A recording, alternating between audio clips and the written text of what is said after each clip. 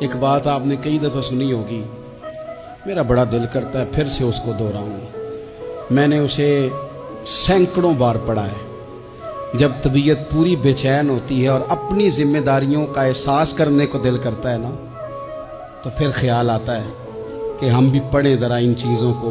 بار بار پڑھتا ہوں تاکہ احساس ذمہ داری پیدا ہو۔ آپ کے غلام اسلم فرماتے ہیں رات کو میں اور جناب عمر نکلے تھے تو ایک مکان میں ہم نے دیکھا کہ ایک عورت نے نا، اس کے بچے بار بار شور کر رہے ہیں اور وہ کچھ پکا رہی ہے، آواز آ رہی ہے۔ تو حضرت عمر نے دروازے پہ دستک دی۔ کون ہے دروازے پہ؟ کہا میں ایک غلام ہوں۔ حضرت عمر کہتے ہیں غلام ہوں؟ بہن کیا مسئلہ ہے، بچے کیوں رو رہے ہیں؟ تو بی بی کہنے لگی تمہیں کیوں بتاؤں، جاؤ نا اپنا کام کرو۔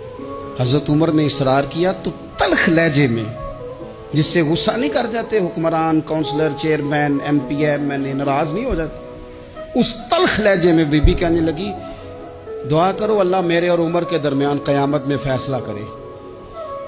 کیسا حکمران ہے کہ اس کی حکومت میں میرے بچے بھوکے سوتے ہیں؟ یہ میں نے پانی میں روڑے ڈال کے چڑھائے ہیں، لیکن یہ پیٹ کی بھوک یہ بڑی ڈاڈی ہوتی ہے، یہ نیند بھی نہیں آنے دیتی۔ خیال تھا رو دو کے سو جائیں گے، پر سو بھی نہیں رہے۔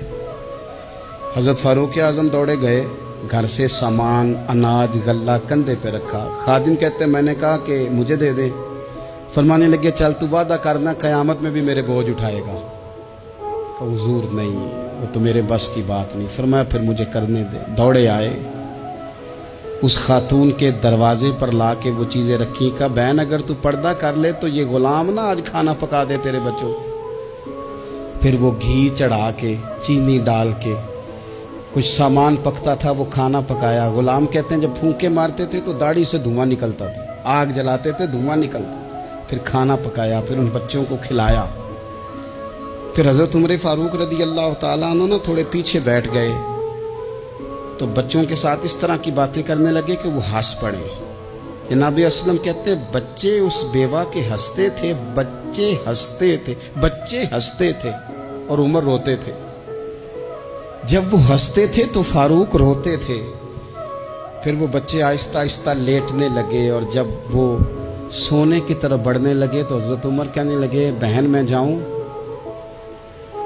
کہنے لگی رب تیرا بھلا کرے، میرا کلیجہ پھٹ جاتا اگر میرے بچوں کو آج شام بھی روٹی نہ ملتی۔ تو سیدنا فاروق اعظم رضی اللہ تعالیٰ عنہ کہنے لگے پھر تو میرے لیے دعا کرے گی؟ کہنے لگی میں دعا کرتی ہوں اللہ عمر کی جگہ تیرے جیسا کو نیک آدمی بٹھا دے۔ تو حضرت عمر کہنے لگے ایک چھوٹی سی گزارش بھی مان لو گی؟ کا کیا؟ فرمانے لگے کوئی یہ میری خدمت اگر پسند آئی ہے تو عمر کو معاف نہیں کر دیتی؟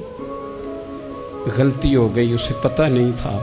اپنے منہ سے کہنے لگے سیاںا بھی نہیں، باشعور بھی نہیں، اسے چاہیے تھا خلافت کی ذمہ داریاں نہ لیتا۔